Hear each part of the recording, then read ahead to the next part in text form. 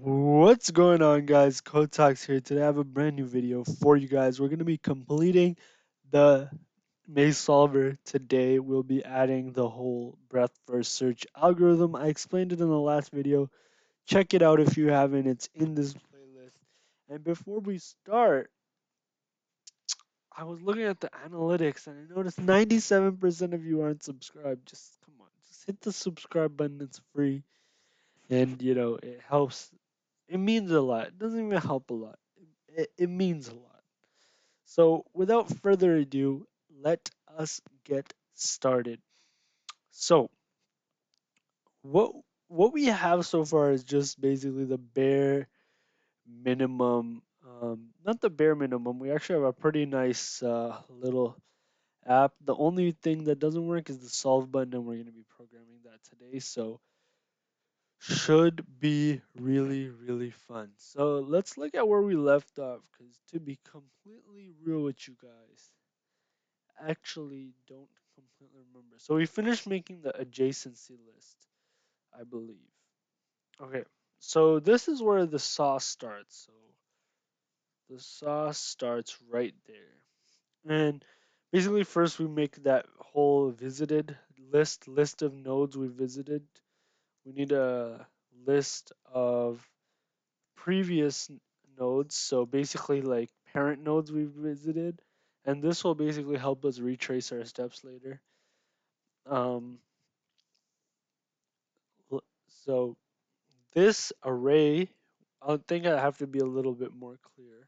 So this previous array will store the previous node of where we're at, and you'll see how that works in a little bit. So let's just take the time and fill in our visited nodes with each element corresponding to an element in that maze array we made. So we'll have var I equals 0, I is less than, I think len is a variable, I'm willing to take that risk. And visited I equals new array size len dot fill with the values false meaning they have not been visited. And this is really, it's kind of intuitive. Once you like get breadth first search, like get the crux of it is quite satisfying. So now I think what we're going to be doing is, here, let me just think about how I want to go about this. So we can have prev be I think have be a linear array.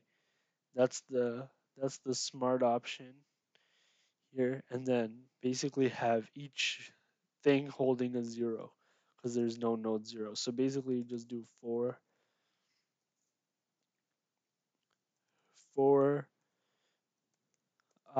var I equals 0, I is less than len times len. So basically that's 100.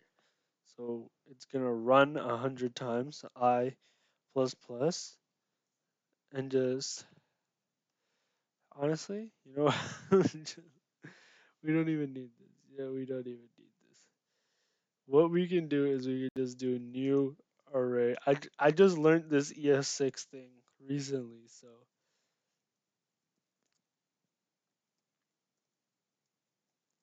this should fill our array, make it have 100 elements, and each one have zeros in it. So that way we can say which element was visited first and last. So now we need to make a queue to see which nodes we have to visit next. So I think that's how you spell queue. That'll be an empty array. So we're basically figuring out, and then we'll hold a variable called solved to see if the maze is solved or not. Because there is a possibility for an impossible maze. So yeah, so basically we can push the first node from the maze, which is basically like 0, 0. So we could do q dot push, and then we'll be pushing in coordinates. So that's how we set it up, if I remember correctly. So we'll be pushing in coordinates of which coordinates we're gonna go next. So it's not really x, y, it's more row column type values. Okay, and now this is basically where the magic happens. While q is greater than 0, I want this while loop running. This I'm basically just searching for the neighbors. And yeah, so how exactly should we do this? So I think we can get the coordinate of the current. So we'll do var node core equals q. We could use splice, I think. We could do splice. So splice 0. I think you need a 0 and 1.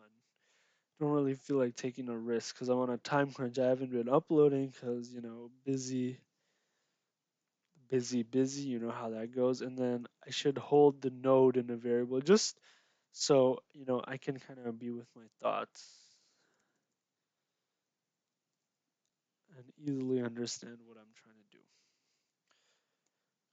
Because again, it's not about really doing everything in one line, it's about also having code that is maintainable. And also, if you make a mistake in this type of, strategy, you'll probably have an easier time debugging. So now we can basically, we are, this is a beautiful thing because now we can basically just say, so we have the node and we can just take this whole thing, copy, this better be recording. Yeah, it's recording. So we can just take this and we can just say visited, paste equals true. We've visited this node, ladies and gentlemen. So that is, I don't know why, that just feels satisfying that you could just do that. So now we can basically, here we can check for our end node. So if, um, how shall we, how should we check it is the question. Should we just check like row columns, or should we check if node core equals 7? I'm just trying to think. Equals 9. We could just check if the row and column is 9 and 9. Or we could just check the node. I mean, we might as well just check the node. Or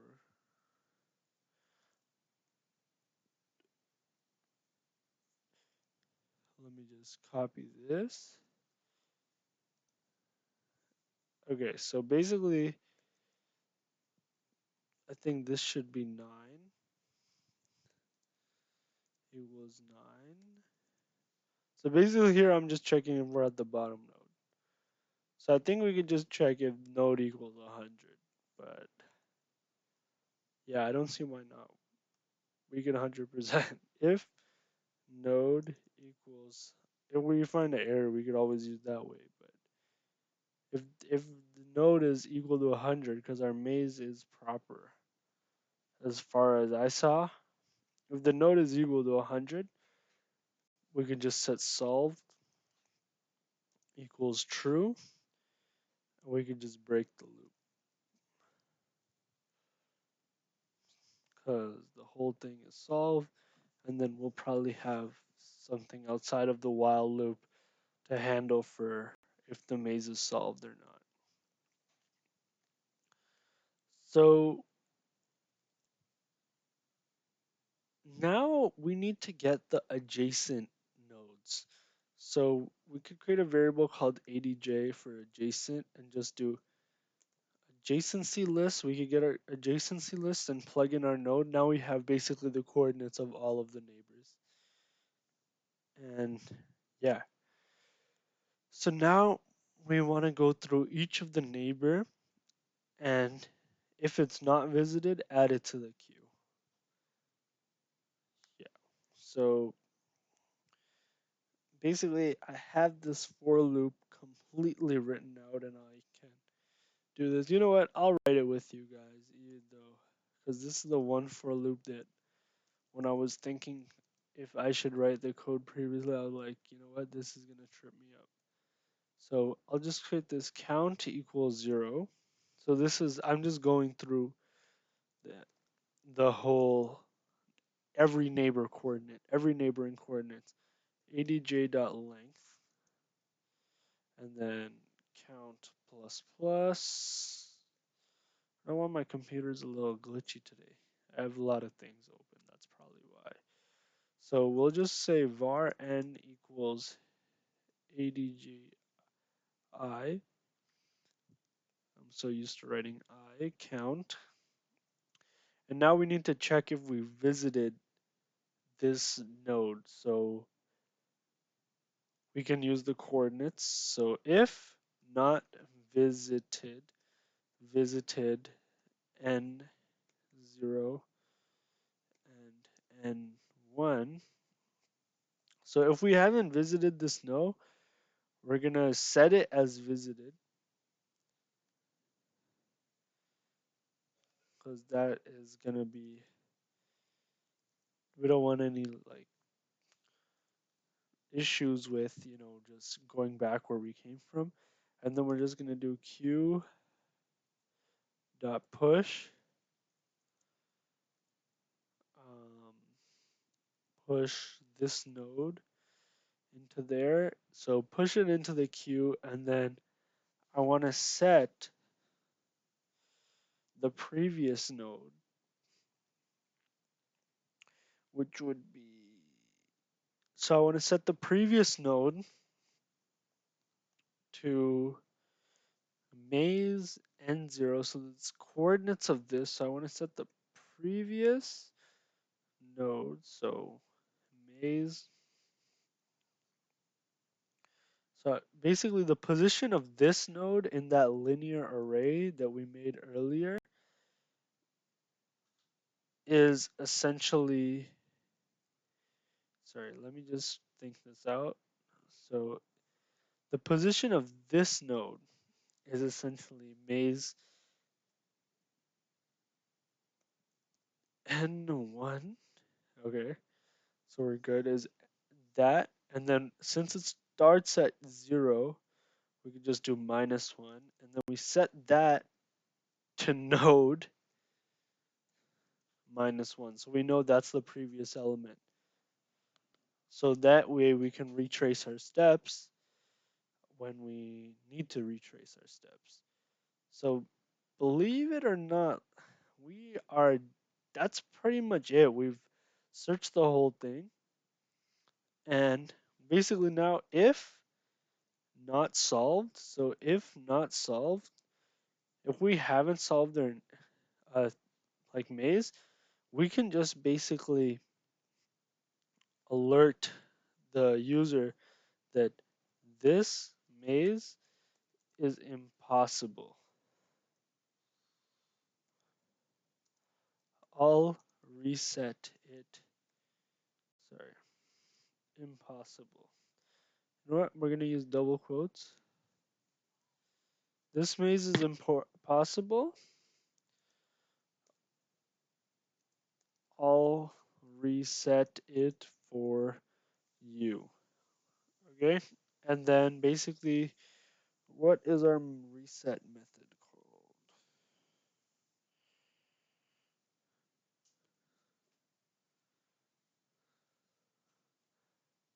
It's clicked. We have a reset.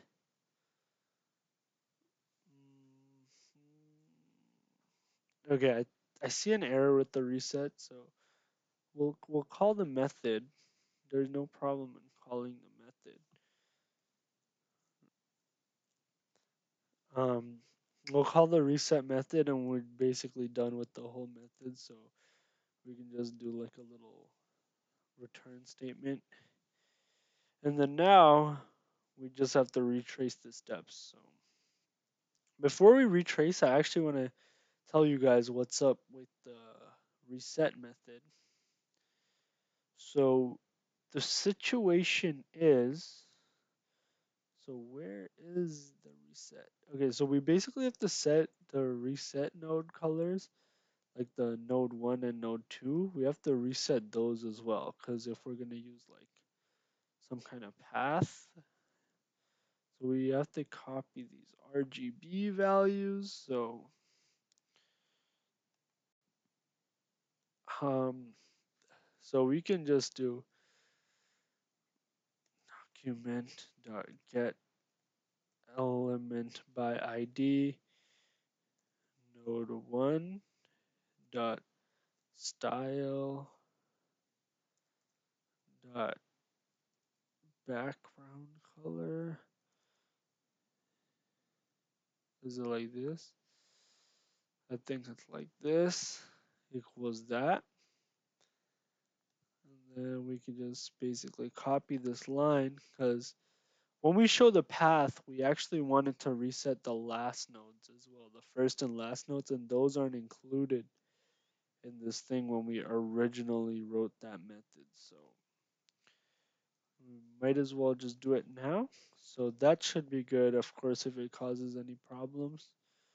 Do we set our wall color? Yeah, we have a wall color. And I'm just gonna go back and see white is our wall color. Okay, so now retracing is actually quite easy. Um, so basically all we have to do is just store our end node. So var end node equals um, maze 99. So that's basically the last node, that's node 100. And again, we hard coded this, we could always do this easily. So we could set that node right away to so document dot get element by ID node plus end node dot style dot background color equals. I think we might as well. So this is probably a good time we pick like a wall color. So I'm just gonna search up hex color on this. You won't see it because I'm on a separate like window, and I'm just gonna pick like a nice little bluish color. And my resources are very they're lacking because I have all these Excel sheets open. So come on, color picker. Okay, it's kind of failing me right now. I think this yellow is perfectly fine and will do the job just well. So we'll go over here and just write var path equals, and that is very great for our purpose. So we'll set the end node because we know that's included in the whole process of going back.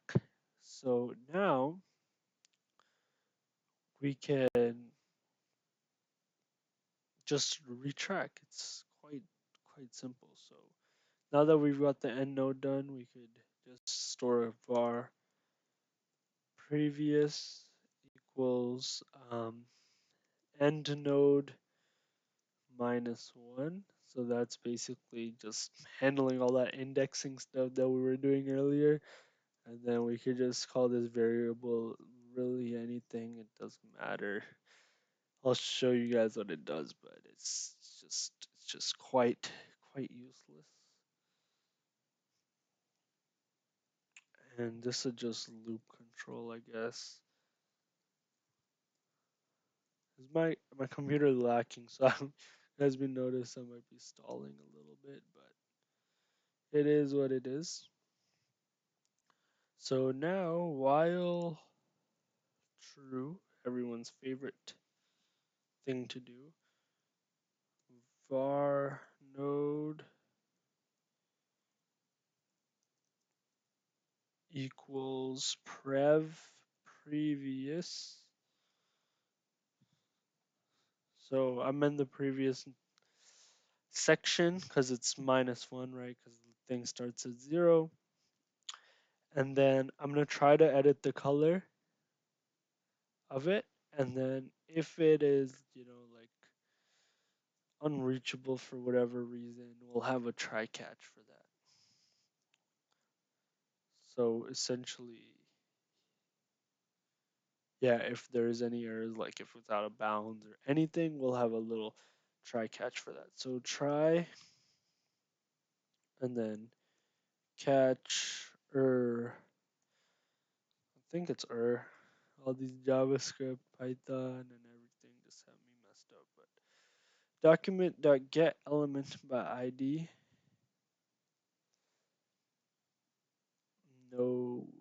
node the dot style dot color equals wall. Okay, so that is beautiful. Do we have to do node plus one? Yo, I think we gotta do node plus one because we did -1, so we have to do node. Just gotta put this in brackets and do +1 just because, again, the previous array starts at 0, so it's not exactly the nodes we want. And then if there's an error, of course, we could just set loop control to true. And then if the node, if the node we're at is 0, then we can basically say true, like we're solved, we're good. Loop control equals true. Else, we could just do simply previous equals node. So we find the next thing. And then if it's time to break, so if loop control, I think I wrote loop control, then break, and then we got to do the first node as well. So we're basically just working backwards, if you might say. So this, is interesting in its own, way. So now we gotta set the element number 1. So hopefully this all works.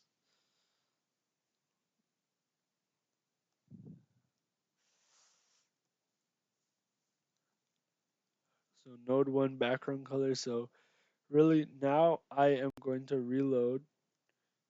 So let me hop on this, reload, and I'm gonna do the big reveal. I'll even make it bigger on this whole thing and solve. It didn't work, guys. Let's get it. Sorry, I'm just a little bit tired. So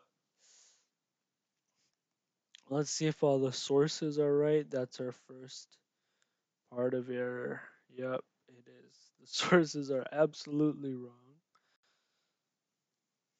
The sources, yeah,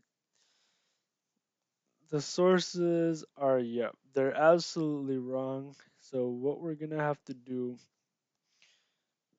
is go to the code real quick, go to index.html, and then all you have to do is just change this to like 8, and then we should be completely good. So let's reload and see if we can get our sources properly. So we have everything. So in theory, this should all work. This maze is impossible. Is it really impossible? Come on, bro. Hey, I'm just gonna pause the video and figure out what the problem is. Okay, guys, so it was really simple. Over here, you just have to write q dot length, and now let's go back and let's try to click solve and see what happens. I reloaded the page, and we got an error. Okay, that's cool. One line 143. So let's hit up line 143. Visited. Visited node core this. Visited node core that.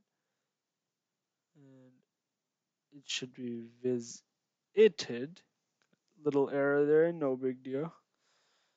Let us click solve now. So really, I think it'll work this time. Oh my god. It is defined. Check your facts. You have to do the whole. Oh my god. Visted is not defined. 127. So basically, I'm just going to do a control F in the thing for Visted. Okay, so there's only one instance of that. So now I am going to think it'll work now. And we got a bunch of trues and uncaught illegal invocation. So in the end, we did get there. Element dot document dot get element by ID. 174? Oh, that's kind of messed up. I don't know why that happened. Okay, that's on me. And I actually had this console.log statement right here doing and every like just for debugging purposes. So that should be quicker. Okay, so illegal invocation on 197, and I don't want this console.log true, so 197 is right here. I don't know why I wrote apply. It's whatever though. And now I click solve. Okay, we got the two dots, but none in between. Okay. Come on, man. So this maze is very possible. Wait, okay, let me reset. Let me see if I the impossible message it comes up. Okay, the impossible message comes up. Now if I click solve, I get the end two nodes, but not so I'm gonna pause and check what's going on. Okay, I didn't even try, but I assume it's this document.get.apply. I don't know why I was writing apply, but it happened, guys. So everything is reset. I'm gonna click the solve button and it worked. We did it, guys. So I will zoom in, and obviously you can change the colors. This series is not over. Don't worry. If I have this wall, yes, and you can see Maze Solver. The base is complete, and you basically now have the recipe. And now all we gotta add next video is basically if someone tries to click solve after like stuff has been added, it may create these funky paths. So we're gonna check for that in the next video. But for now, peace out. Thanks for watching. Please like, comment, and subscribe, and see you in the next one.